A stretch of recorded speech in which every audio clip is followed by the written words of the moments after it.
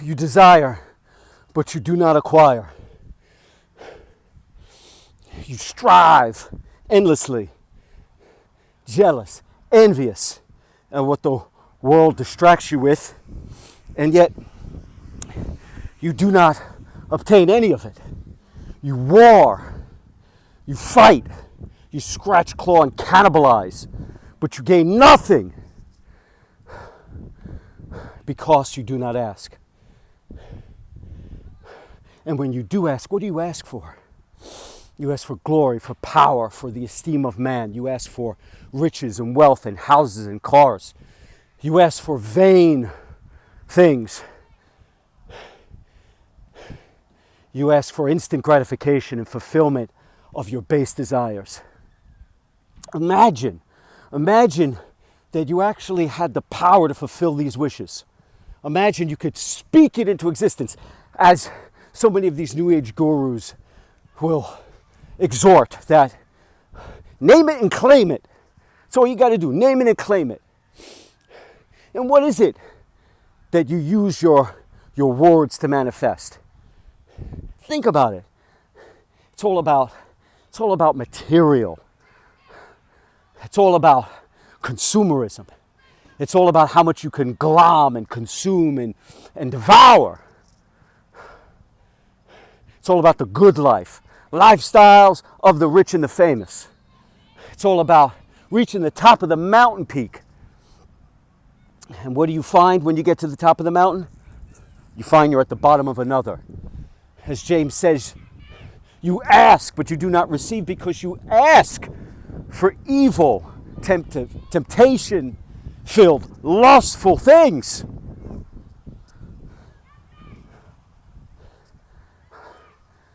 You do not come humbly in all humility and ask for what counts the most. For Elohim, the Most High, Yahuwah, Yahusha, to fill you with the Ruach, the breath of life. He, the Most High, who breathes into existence. He, the Most High, who creates and manifested in the flesh. Yahusha, Hamashiach, the Messiah, the perfect Lamb of Yahuwah. He who saves, he who redeems, he who delivers, the Most High. Think about that, the name, the power of the name.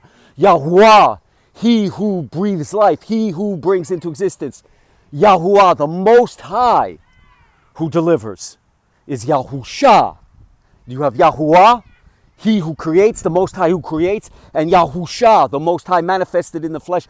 The Most High, Yahusha, Yah, the Most High who saves, the Most High who delivers, the Most High who redeems. And you do not ask for your redemption. You do not ask for forgiveness. You do not ask for salvation. You ask to be granted power and dominion over this illusion, this hallucination, this mirage. And you wonder why you're bereft and empty and clawing and scratching and longing and thirsting and hopeless and anxious and frustrated and angry and bitter. You wonder why. And you wonder why you don't receive. And then when you do receive, why you still don't feel fulfilled, grateful, or thankful, and why it's never enough. It's like the story of the monkey's paw.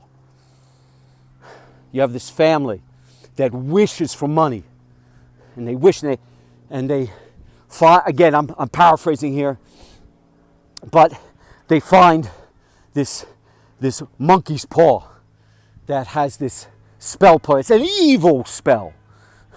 But with this monkey's paw, you're granted 3 wishes. And so what do they wish for? They wish for money. They wish for money. And so what happens? Their son dies in a factory accident, and they get a payout from the company for the death of their son. But they have 2 wishes left. So then what do they wish for? They wish for their son back. They want their son back. Now they don't want the money. And so they wish for their son back. And that night, the son shows up at the door, who clawed his way out of the grave and is now nothing more than a reanimated corpse. And so what do they use the 3rd wish for? To wish for it all to be undone. And they're in the same position they were still longing, still hungering, still bereft, still empty, still in sorrow, still in despair. That is where you are at when you name it and claim it. When you go out there and wish for things that have no intrinsic value, that do not heal your heart, heal your soul, that do not build you up and turn you into the human that you were meant to be, created in the image of Yahuwah. A perfect, beautiful, loving, caring, healing, inspiring, encouraging,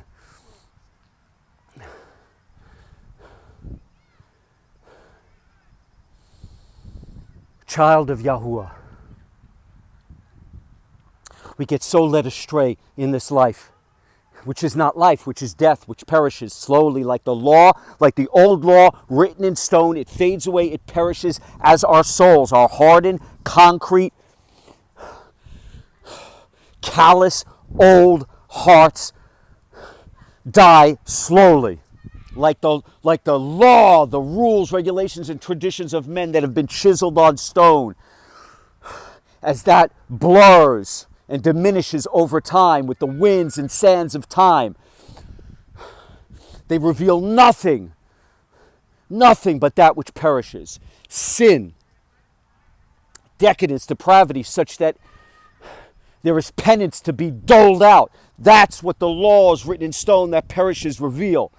Punishment for sins, and it dies. It dies along with our souls and along with our hearts, because it is the old law written in stone as our hearts are filled with concrete, hardened hearts that die and perish. Because we were cast out of paradise, and the moment we were cast out of Eden, for listening, for being swayed and persuaded and influenced by the serpent, by the dragon, forced to roam this earth, and then after Cain crushes Abel's head, cast out once again to wander and to roam, and for the land to yield no longer its fruits, and to be forced to claw and scratch and make our way upon this earth by the sweat of our brow, taking that to mean we should conquer, kill, murder, destroy, claim dominion, and stand over the broken bodies of our fellow man to get ahead. No, the living law, the new law, the law of Yahuwah Yahusha was written on our hearts so that we could be redeemed. A law that lives because it's written on our hearts and reveals not decadence, not depravity, not sin, and not punishment, but everlasting life, everlasting joy, everlasting healing, everlasting love, and salvation. Salvation, true life, truly being alive, for we live forever. For we know the Father once and forever once again as we walk the path of righteousness, and our hearts are filled with righteousness. And we move with strength and purpose and meaning. That which we never had, now we have. And we walk through that narrow gate to the kingdom to come. And we feel alive and motivated and inspired and encouraged because we are truly alive for the first time in our life. We are what's known as revised, reconstructed, refreshed, renewed, and reborn once again in His image. And that is what we should be asking for. And then you receive all these things that you might gain in this illusion, this mirage, this hallucination, which so nothing in and of itself but defilement, depravity, debasement, and decadence. When it is more a side effect of receiving Yahuwah Yahusha's love and healing and grace and mercy, such that you love Him, you love Yahuwah Yahusha with all your heart, mind, soul, and strength, and you love your fellow man as you love yourself. You nurture yourself so you can nurture your fellow man. And then anything that is gained, any prosperity that you have in this life is meant for that purpose, to fulfill that commandment, to just be a part and parcel of that truth, that way, that life, which is to love Yahuwah Yahusha with all our heart, soul, mind, and strength. Love our fellow men as we love ourselves, which means you use that to do good. You use that to build up. You use any prosperity to encourage, to inspire, to lift your fellow man higher. But you ask for those vapid, vain, empty things just for your cheap thrills, cheap highs, cheap titillation, and you will be left like the family that wished upon the monkey's paw and received nothing but sorrow, pain, cheap money, the death of their loved ones, only to be left in the same muck and mire and quicksand that they found themselves in the first place. Lost, hopeless, hateful, arrogant, conceited, jealous, envious, filled with strife and striving and clawing and cannibalizing just to get ahead, just for a measly inch in this life, which is no life. This is a mirage, it's a false reality. You work, you strive. For what? For what? Only to be wrecked with questions. Why is it never enough? What is my purpose? What is the meaning of it all? You never get any answers. And so you seek out those who you consider to be the wise ones, those who lead the religious orders, the holy men, the gurus, the magi, the magistrates, the mentors, those that supposedly are wise in this world but are really nothing more than fools, and the fools in this world who are truly wise. The low will be brought high, the high will be brought low, because when you are innocent, when you are pure, which you can make yourself once again, you truly understand Yahuwah's love and his healing, because you have no malice, you have no jealousy, you have no envy, you have no internal strife. You are at peace, you have solace, you have his healing, you have his love, which means you have his salvation, which means more. You have more than you could have ever asked for. With his grace, all is received, all is revealed, all the answers you've ever sought, all the bounty you could ever imagine. Your heart is filled, that torn open soul is healed over, and you feel nothing but joy, peace, solace, love, healing, true strength, true oneness of purpose in Yahuwah, Yahusha.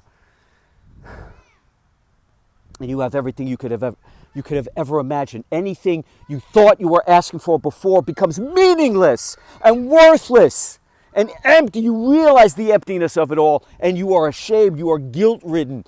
You feel horror at who you were and what you've done, and you come to him on your knees and you confess it all with the word. You are redeemed with your words, confessing to him, not confessing to any man, not looking for the truth in any man, not looking for the epiphanies and revelations and the instructions and blueprints of the Pharisees, the Sadducees and scribes of this world. Woe to you, Pharisees! Woe to you, scribes! Hypocrites, liars! They're just men, and like all men, like all of us, filled with sin, greed, decadence, debasement, and defilement, and you know not what their true intentions is.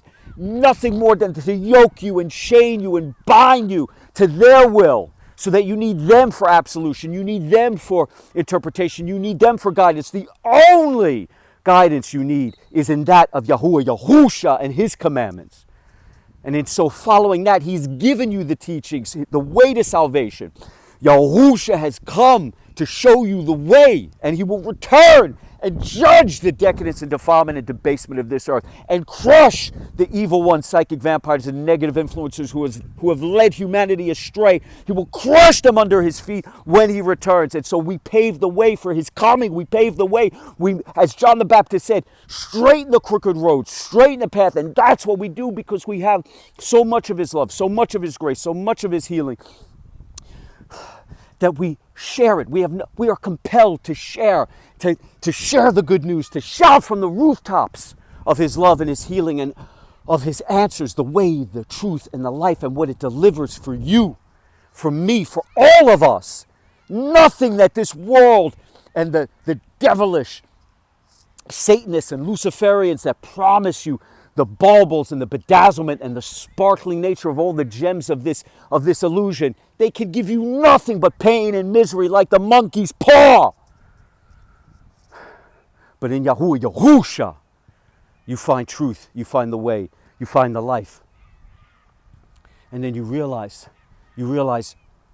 everything, all knowledge, all wisdom, all healing, all love, all gain, anything that you could ever imagine acquiring lives within that simple commandment to love him.